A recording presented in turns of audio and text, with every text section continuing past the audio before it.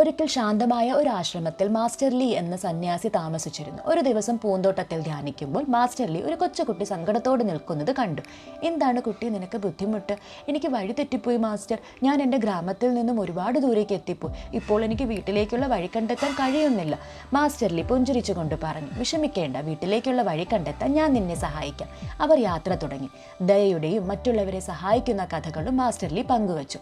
മണിക്കൂറുകളോളം നടന്ന് ഒടുവിൽ സൂര്യൻ അസ്തമിക്കുന്നതിന് മുൻപ് തന്നെ അവർ കുട്ടിയുടെ ഗ്രാമത്തിലെത്തി. സന്തോഷത്തോടെയാണ് കുട്ടിയുടെ വീട്ടുകാർ അവരെ സ്വീകരിച്ചത്. മാസ്റ്റർ, നിങ്ങൾ എന്തിനാണ് എന്നെ സഹായിച്ചത്? നിങ്ങൾക്ക് എന്നെ അറിയില്ലല്ലോ. മാസ്റ്റർ ലീ മറുപടി പറഞ്ഞു, എൻ്റെ കുട്ടി, മറ്റുള്ളവരെ സഹായിക്കാൻ അവരെ അറിയണമെന്നില്ല. അത് നമ്മുടെ ഓരോരുത്തരുടെയും ഉള്ളിലെ കാരുണ്യത്തിന്റെ വെളിച്ചം തിരിച്ചറിയുന്നതിനാണ്. നിന്നെ സഹായിക്കുന്നതിലൂടെ ഞാൻ നിന്നെ വീട്ടിലേക്ക് നയിക്കുക മാത്രമല്ല, ദയയുടെയും അനുകമ്പയുടെയും ബന്ധം ശക്തിപ്പെടുത്തുകയും ചെയ്തു. അത് നമ്മെ എല്ലാം ബന്ധിപ്പിക്കുന്നു. അതോടെ കുട്ടി അനുകമ്പയുടെ യഥാർത്ഥ അർത്ഥം മനസ്സിലാക്കി.